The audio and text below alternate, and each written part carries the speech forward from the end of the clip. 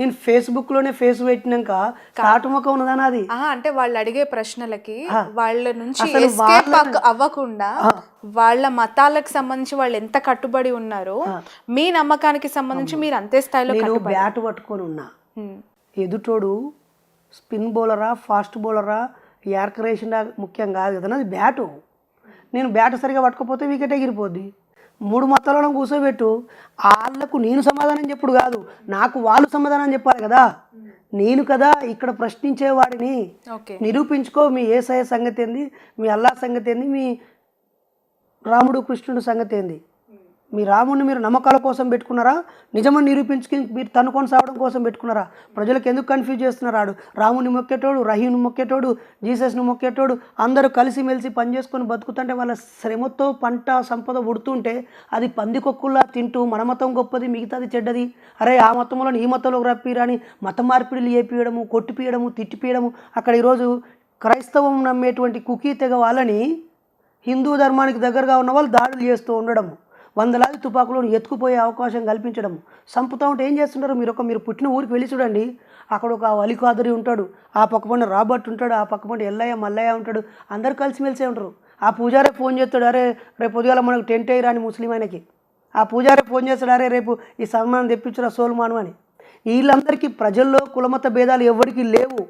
ఆ మతాన్ని మెదడులోకి ఎక్కించి కళ్ళబొల్లి మాటలు చెప్పి కష్టం లేకుండా మతంతో బతికేటువంటి ఆ దుకాణాలు నడిపించే దుర్మార్గుల వల్ల ప్రజల మధ్య అభిప్రాయ భేదాలు. మేము అది పోవాలంటున్నాం కదా, మీకు దేవుళ్ళకి మీకు మధ్య బ్రోకర్లు అక్కర్లేదు అంటున్నాం కదా. ఈ మీడియేటర్తో పని ఏముందంటున్నాను. బండకు మొక్కు, రాయికి మొక్కు, నీ పని నువ్వు చేసుకో.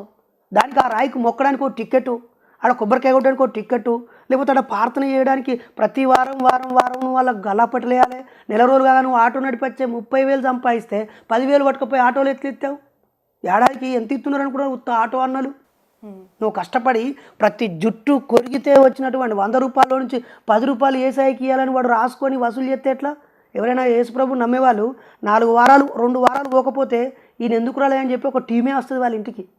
వచ్చి మళ్ళీ కరెక్ట్గా వెనకకు రప్పించుకొని ఇప్పించుకుంటారు. ఇంకా నయం, ఈ కరోనా తర్వాత సగం దుకాణాలు ఎగిరిపోయినాయి. ఇప్పుడు ఆ చిన్న చిన్న దుకాణాలు అయిపోయి పెద్ద పెద్ద మార్ట్లు వచ్చినట్టుగానే పెద్ద పెద్ద ఫంక్షన్ హాల్ని రెంట్ తీసుకొని అందులో నడిపిస్తూ చేసేస్తూ ఉన్నారు. ఇవన్నీ బిజినెస్లే ఇవన్నీ. మీరు ఏదైనా ఒక చర్చో మసీదో గుడియో, అరే దేవుడికి కావాల్సిన డబ్బులు ఇవ్వండి రాని అంటున్నారు. ఇయ్యగానే మన గుడికి కావాల్సిన డబ్బులు మొత్తం వచ్చేసినాయి, ఇక మీరు ఎవరైనా ఉచితంగా రావచ్చు, మీరు రూపాయి ఇవ్వకండి ఒక్కడనే చెప్పిండ. ఒక సినిమా థియేటర్లో జనాలు నిండాక హౌస్ఫుల్ అని బోర్డు పెడతాం కదా, పెడతామా పెట్టమా? అట్లా ఎక్కడైనా పెట్టిరా ఇప్పటివరకు?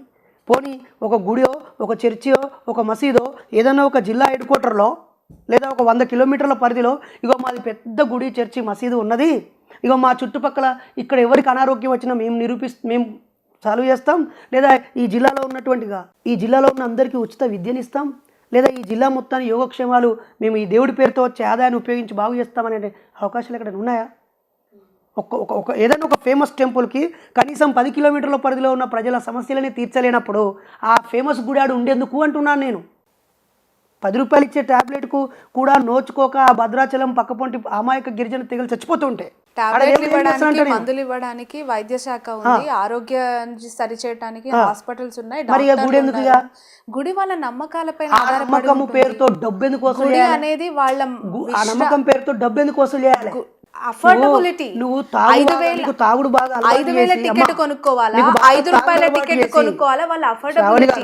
మీకు తాగుడు బాగా అలవాటు చేసి పుట్టినరోజుకు పెళ్లి రోజుకు సాలరీ వచ్చిన రోజు ఏదైనా హ్యాపీ అనిపించిన రోజు అన్నిటికీ తాగడం ప్రాజెక్టు చేసి అందుబాటులో ఎదురుగా బ్రాండీ షాపులు పెట్టి వాళ్ళు వస్తేనే మేము అమ్ముతున్నామంటే ఎట్లా?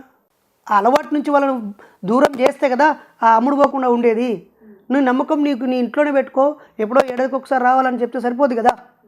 దానికి లక్షలాది మందిని ఒకచోటికి సమీకరించడం ఎందుకు? అలాంటప్పుడు మీరు ఈ మందుకి సంబంధించి లేదంటే మీరు అంటూ ఉన్న వీటికి సంబంధించి ప్రభుత్వాలను ప్రశ్నించాలి, ప్రజల మధ్య చిచ్చు పెట్టి ప్రజల నమ్మకాలపైన చిచ్చు పెడతాడు.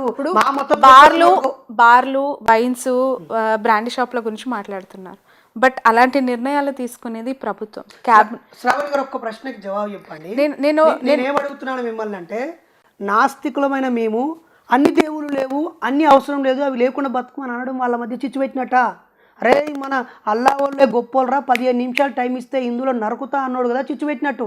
లేకపోతే అరే వీళ్ళు లవ్ జిహాద్ అని చెప్పి మన ఆడపిల్లల్ని ప్రేమిస్తున్నారా, ముస్లింలు కొలిపితే మన హిందూ పిల్లల జోలికొస్తే నరకండ్రా అన్నోడు చిచ్చు పెట్టినట్టు కదా. లేకపోతే ప్రార్థన చేయండి మిగతా మతలోళ్ళు మీకు ప్రసాదం పెడితే అసలే తినొద్దు అని చెప్పినోడు కదా చిచ్చు పెట్టినట్టు.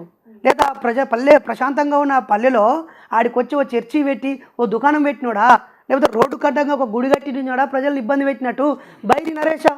ఇప్పుడు చెప్పండి, మతాల మధ్య చిచ్చు పెట్టేది మత ఉన్మాదులా, ఏ మతం అక్కర్లేదురా మానవత్వంతో బతుకురా అనేటువంటి మాలాంటి మానవతావాదులా? ఇక్కడ మార్పు స్టార్ట్ అవ్వాలి అనే అవగాహన మీకుంది.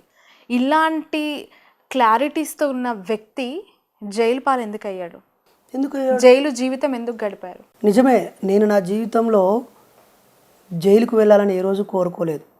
నేను బాగా ఇష్టపడే బాబాసాహెబ్ అంబేద్కర్ గారు 65 సంవత్సరాల జీవితంలో ఏ రోజు జైలుకు వెళ్ళే పరిస్థితి తెచ్చుకోలేదు. ఆయన జ్ఞానంతో, మాట తీరుతో, రచనలతో, ఆయన వ్యూహాలతో, చైతన్యంతో ఆయన ఏ రోజు జైలు పాలు కాలేదు. నేను ఆయనను ఆదర్శంగా తీసుకునే 40 సంవత్సరాల వరకు జీవించాను. 4600 ప్రసంగాలు ఏ రోజు వివాదం కాలేదు. కానీ నేను ప్రసంగించిన రోజు దానికి వారం రోజుల ముందు జరిగినటువంటి అమానవీయమైన సంఘటనలు, నేను ఇప్పటికి కూడా అయ్యప్ప స్వామి మాల వేసుకునే వాళ్ళకి చేతులు జోడించి ఒకటి రిక్వెస్ట్ చేస్తున్నాను. మీరు 41 రోజులు అంత విలువలు పాటిస్తున్నారు. ఆ సమయంలో దయచేసి ప్రతి మాల వేసిన వ్యక్తి తోటి వ్యక్తిని కులం పేరుతో చూడకండి, మతం పేరుతో చూడకండి, మానవత్వంతో ఉండండి. అలా కాకుండా తోటి మాల వేసినటువంటి వ్యక్తినే నువ్వు తక్కువ కులం అని చెప్పి వాళ్ళని భోజనం వడ్డించొద్దని, మాతో పాటు కలిసి తినొద్దని, మేము పెద్ద కులం వాళ్ళమే పడి పూజ పెట్టుకుంటున్నాం మీరు రావద్దని ఎందుకు అనాలి అనేదే కదా నా బాధ. అలాంటి 2-3 సంఘటనలు జరగడం వల్ల అరే ఎందుకు మీరు అంబేద్కరిస్టులు అయ్యుండి మీరంతా అలా ఎందుకు పరిగెడుతున్నారు, అంబేద్కర్ లాగా జీవించవచ్చు, బుద్ధుడిలాగా జీవించవచ్చు, ఈ 41 రోజులు చెప్పే ఈ సిద్ధాంతాలే వాళ్ళు అప్పుడే చెప్పారు, మనం ఆ దారిలో వెళ్దామని చెప్పడం కోసం ఒక మహనీయుడు రాసిన పాటని, చాగంటి గారు చెప్పిన మాటని, ఆర్జీవి గారు చెప్పిన మాటని, చిన్నజీఆర్ గారు చెప్పిన మాటని వాళ్ళ గ్రాంధిక భాషలో అర్థమయ్యి అర్థం కానట్టుగా అర్థమయ్యే భాషలో కాకుండా నేను నా ఎదురుగా ఉన్న ప్రజలకి అర్థమయ్యే విధంగా మాస్గా ఉదాహరణతో చెప్పాను.